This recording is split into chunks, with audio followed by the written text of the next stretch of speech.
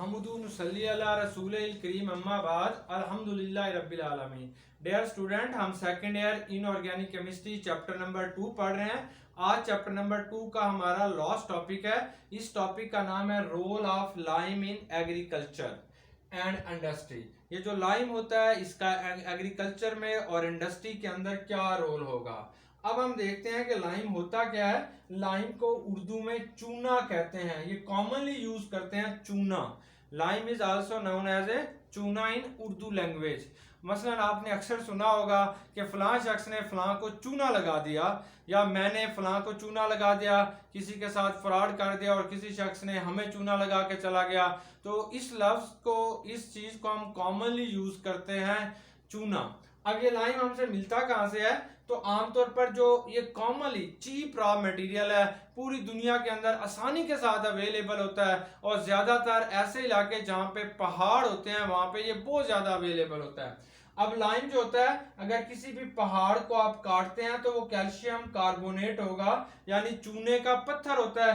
इस पत्थर को जब हम तोड़ते हैं, इसको टुकड़े करते हैं, इसको तोड़ते हैं और साथ इसको हीट करते हैं। जब हीट किया जाता है तो इट फॉर्म कैल्शियम ऑक्साइड, ये कैल्शियम ऑक्साइड बनाता है, और साथ कार्बन डाइऑक्साइड, ये गैस बनती है। ये गैस तो यहाँ से उड़ जाता है, लेकिन CaO, ये कैल्शियम ऑक्साइड जो होता है, इसे हम लाइम कहते हैं। ये लाइम होता है, ये लाइम है। कैल्शियम कार्बोनेट को हम चूने का पत्थर कहते हैं, CaO को हम लाइम कहते हैं। अगर इस लाइम को, कैल्शियम ऑक्साइड को हम पानी के अंदर डाल देते हैं तो ये पानी के अंदर डिजॉल्व हो जाता है, और डिजॉल्व होने के बाद ये जो सस्पेंशन बनेगा, यानी ये पानी के अंदर एक सस्पेंशन बनाएगा, that suspension is known as a calcium hydroxide. तो ये कैल्शियम हाइड्रोक्साइड होता है, इसको हमने स्लैक्ड लाइम कहते हैं। स्लैक्ड लाइम यानी ये बुझा हुआ चूना कहलाता है, स्लैक्ड लाइम कहलाएगा। और इसे हम कहते हैं अनबुझा चूना, और स्लैक्ड लाइम को हम कहते हैं बुझा हुआ चूना। अब इस लाइम के इंडस्ट्री के अंदर क्या यूजेज हैं, या इस लाइम के हमारे पास एग्रीकल्चर के अंदर क्या इस्तेमाल आता है, तो वन बाय वन हम इसे पढ़ते हैं एग्रीकल्चर में एंड इंडस्ट्री में। तो सबसे पहले इसे हम एग्रीकल्चर के अंदर देखते हैं कि एग्रीकल्चर के अंदर इसका क्या यूजेज आता है। यूजेज इन एग्रीकल्चर, कि हमने इसे एग्रीकल्चर में कैसे यूज करते हैं। तो ज़राअत जो होती है वो हर कंट्री के अंदर, हर मुल्क के अंदर बहुत कॉमन है। ज्यादातर लोगों का इन्हिसार भी एग्रीकल्चर पे है। तो एग्रीकल्चर के लिए फर्टिलाइजर्स के तौर पर ऐसे न्यूट्रिएंट्स को चुना जाता है जो कि वेरी चीप हो और आसानी के साथ अवेलेबल हो। उन्हीं में से एक जो होता है वो लाइम होता है। अब पहले हम जमीन से शुरू करते हैं। आमतौर पर अगर ऐसी एग्रीकल्चर जमीन है जो कि एसिडिक है, एसिडिक सॉइल है, अगर हमारे पास ऐसी सॉइल है जो कि एसिडिक सॉइल है, यानी वो जमीन जिसकी pH 7 से कम होती है, तो ये हमारे पास क्रॉप को नुकसानदेह होती है। तो इसकी pH को न्यूट्रलाइज करने के लिए इसके अंदर लाइम को मिक्स किया जाता है। ये जो लाइम होता है ये कैल्शियम ऑक्साइड होगा। जब इसके साथ पानी मिलता है तो ये it can be form calcium hydroxide. तो ये जो प्रोडक्ट बन जाता है ये कैल्शियम हाइड्रोक्साइड बन जाता है। और ये कैल्शियम हाइड्रोक्साइड, जब ये एक बेस होता है, ये बेस जब एसिडिक सॉइल के साथ रिएक्शन करेगा तो वो एसिडिक सॉइल जो होती है वो न्यूट्रलाइज हो जाती है। तो इसका पहला यूज ये होता है कि अगर हमारे पास एसिडिक सॉइल है तो उसको न्यूट्रलाइज करने के लिए हम लाइम को इस्तेमाल करते हैं। अब इसका दूसरा यूजेस ये है कि आमतौर पर मुख्तलिफ न्यूट्रिएंट्स जो होते हैं वो जमीन के अंदर मौजूद होते हैं। उनमें से एक फास्फोरस भी मौजूद है। अगर हमारे पास एसिडिक सॉइल है, यानी तेजाबी जमीन है जिसकी pH 7 से कम है, तो अगर इस जमीन के अंदर फास्फोरस एज ए न्यूट्रिएंट मौजूद है तो प्लांट इस फास्फोरस को इस्तेमाल नहीं कर सकता। अगर आप, क्योंकि ये एसिडिक सॉइल है, अगर आप इसकी pH को बढ़ा देते हैं, इसके अंदर लाइम को डाल देते हैं, तो ये एसिडिक सॉइल न्यूट्रलाइज हो जाती है। अब ये जो फास्फोरस होता है it can be easily use by the plant इसे आसानी के साथ इस्तेमाल करेगा। तीसरा जो हमारे पास आ जाता है यूज इसका, वो फंगस एक्शन है, यानी फंगसीडियल एक्शन है। फंगसीडियल एक्शन आमतौर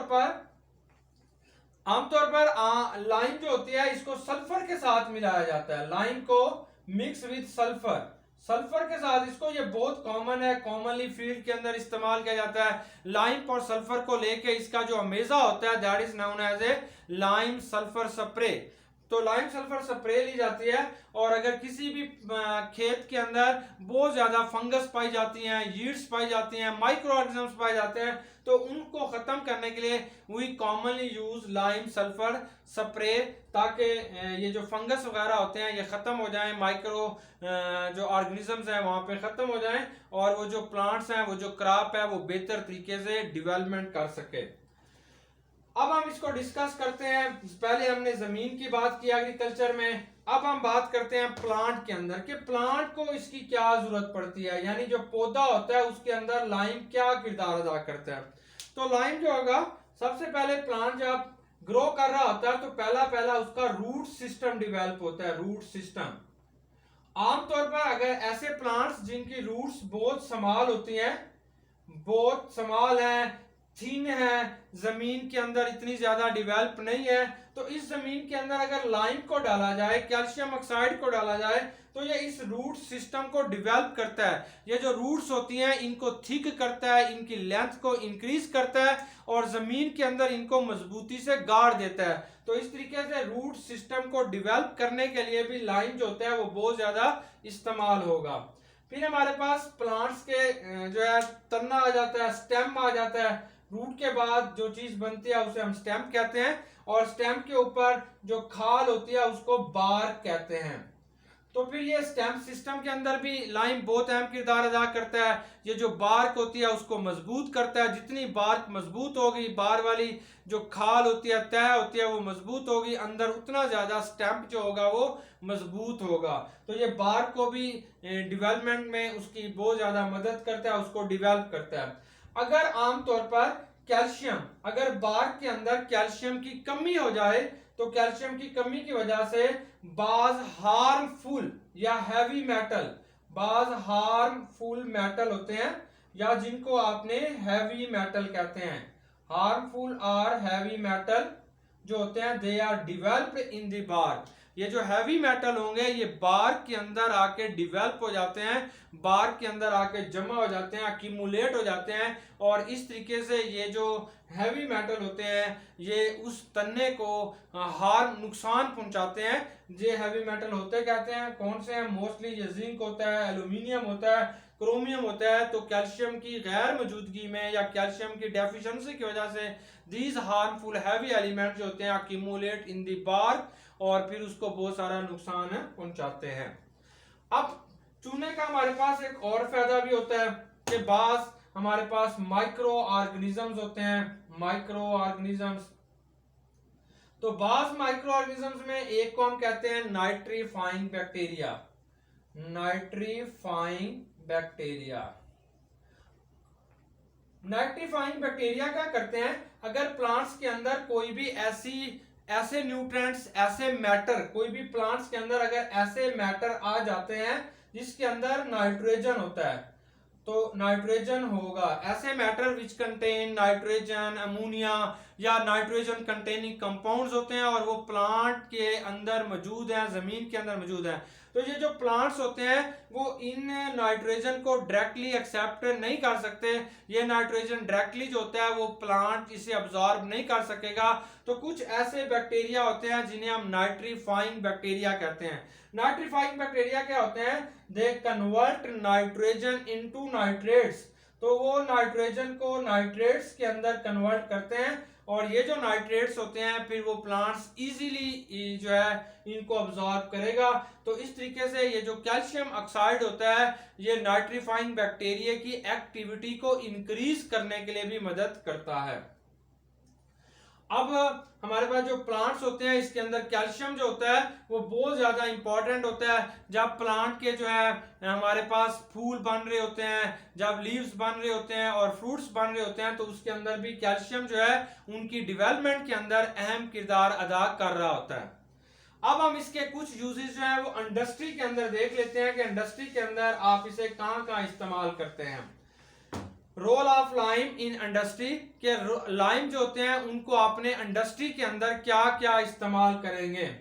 अब इंडस्ट्री के अंदर मोस्टली इट इज यूज, जो इंडस्ट्री होती है, इंडस्ट्री के अंदर जो लाइम होगा इसको कॉमनली हम यूज करते हैं फॉर रिफाइनिंग पर्पस के लिए, कि उसको जो आप रिफाइन करने के लिए, एक्सट्रैक्शन करने के लिए, ज्यादातर जो मिनरल्स होते हैं उनकी रिफाइनिंग के लिए, उनको साफ करने के लिए और एक्सट्रैक्शन करने के लिए, उनको बाहर निकालने के लिए मोस्टली लाइम यूज, लाइम को यूज किया जाता है। इसके अलावा लाइम जो होता है वो लेदर इंडस्ट्री के अंदर यूज करते हैं, कि लेदर जो होगा, जो लेदर होता है, लेदर इंडस्ट्री के अंदर लाइम को बहुत ज्यादा इस्तेमाल किया जाता है, कि इस लेदर को साफ करने के लिए लाइम को कॉमनली हम यूज करते हैं।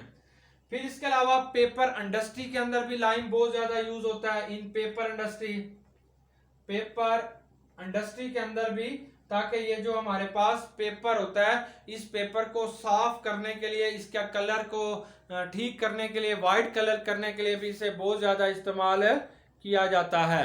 लाइम को पेपर इंडस्ट्री में बहुत ज्यादा यूज किया जाता है। Lime is also use for making cement. Lime का एक बहुत अहम यूज जो होता है वो पोर्टलैंड सीमेंट के अंदर होता है, पोर्टलैंड सीमेंट।